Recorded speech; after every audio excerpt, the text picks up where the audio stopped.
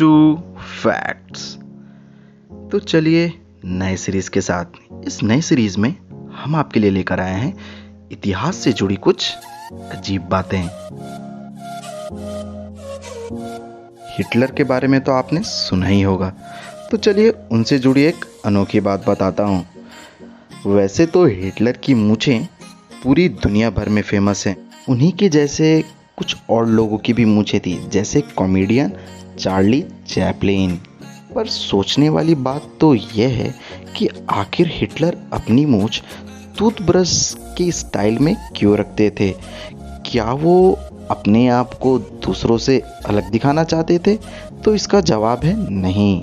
सही मायने में तो हिटलर बड़ी बड़ी मूंछें रखा करते थे, पर उन्होंने अपनी मूंछें ट्रिम कर ली, कट कर ली, ताकि वो गैस मास्क पहन सकें। उनकी बड़ी बड़ी मूंछें गैस मास्क के साइड से एक छोटे छोटे गैप बना सकती थी, जिसकी वजह से हार्मफुल गैस उनके नाकों और रेस्पिरेटरी सिस्टम तक पहुंच सकता था। इसलिए उन्होंने अपनी मूंछें ही काट दी, वो भी टूथब्रश स्टाइल में। तो है ना ये इंटरेस्टिंग फैक्ट।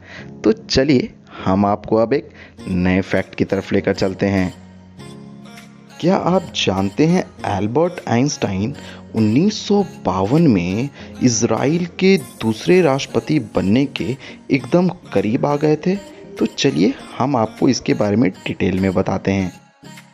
इजराइल के पहले राष्ट्रपति थे चैज वियजमैन, और उसके बाद वहाँ के चीफ मिनिस्टर बेन गुरियन ने आइंस्टाइन को एक पत्र लिखा, जिसमें उन्होंने आइंस्टाइन से कहा कि अगर वो इजराइल के राष्ट्रपति बनना चाहते हैं तो वो बन सकते हैं, और अगर वो इस ऑफ़र को एक्सेप्ट करते हैं तो उनको इजराइल की सिटीजनशिप भी दी जाएगी। और तो और उनको ये भी इजाज़त दी गई कि वो प्रेसिडेंट बनने के बाद भी अपने साइंटिफिक वर्क को कर सकते हैं।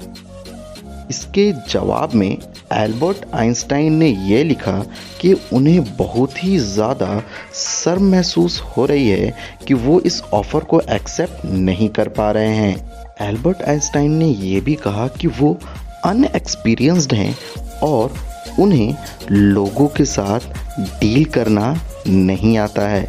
सोचिए क्या होता अगर आइंस्टाइन ने ऑफ़र को एक्सेप्ट कर लिया होता और आज हिस्ट्री कुछ का कुछ होता।